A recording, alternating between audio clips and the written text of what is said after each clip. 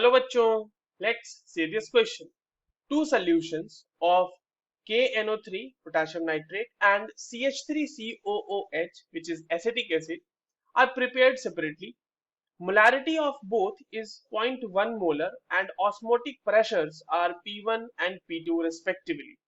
The correct relationship between the osmotic pressure is options are P2 greater than P1, P1 is equals to P2, P1 is greater than P2, and option D says P1 upon P1 plus P2 is equals to P2 upon P1 plus P2. तो चलिए इस question को solve करते हैं बच्चों. और सबसे पहले तो ये देखते हैं कि इस क्वेश्चन को सॉल्व करने के लिए हमें कौन से की कॉन्सेप्ट की जानकारी होनी चाहिए. देखो, ये जो सवाल है ये बेसिकली तो ऑस्मोटिक प्रेशर का सवाल है.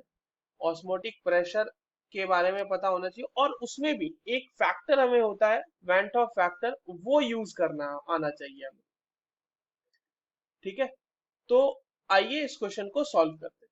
देखिए, ऑस्मोटिक प्रेशर के लिए जो फॉर्मूला है वो है pi is equals to C R T and that is to be multiplied by आई.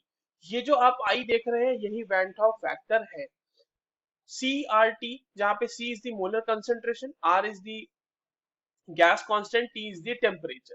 अब देखिए, आर तो कांस्टेंट है और टी भी कांस्टेंट है. अगर हम मान लेते हैं कि हमने टेम्परेचर सेम रखा है दोनों ही सोल्यूशन का, और कंसंट्रेशन भी क्वेश्चन में दिया हुआ है कि दोनों का सेम है, 0.1 मोलर ही है, तो इसका मतलब जो हमारे पास दो सॉल्यूशंस मिल रहे हैं उसका ऑस्मोटिक प्रेशर जो भी होगा वो वैरी करेगा किसके ऊपर? आई के ऊपर. सिर्फ और सिर्फ आई के बेसिस के ऊपर हम उसको जज करेंगे. नाउ कमिंग टू कि आई कैसे निकाल सकते. देखिए, पोटेशियम नाइट्रेट अगर सॉल्यूशन में जाएगा तो बीइंग एन स्ट्रॉन्ग इलेक्ट्रोलाइट ये क्या करेगा, ये डिसोसिएट हो जाएगा K प्लस में और NO3 माइनस में. और एसिटिक एसिड जो होगा वो भी डिसोसिएट होगा, पर उसकी डिसोसिएशन कम कम होगी as compare to potassium nitrate, क्योंकि ये एक वीक एसिड है.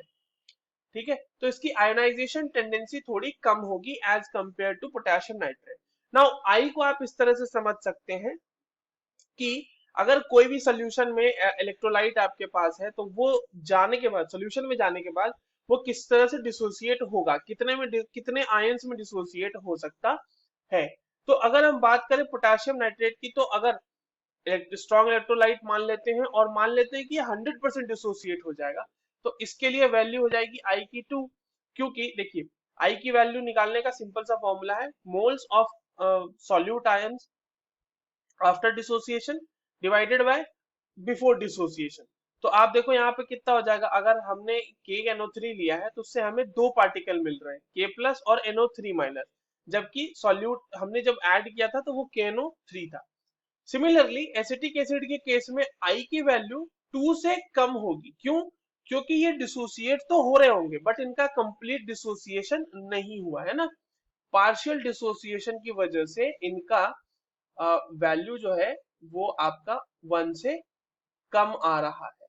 तो आई की वैल्यू जिसकी ज्यादा उसके लिए ऑस्मोटिक प्रेशर की वैल्यू भी ज्यादा. तो पोटेशियम नाइट्रेट के लिए आई की वैल्यू ज्यादा है तो उसके लिए ऑस्मोटिक प्रेशर जो P1 है वो P2 से क्या होगा, बड़ा होगा. So the correct answer will be option C. I hope you understood this well. All the very best.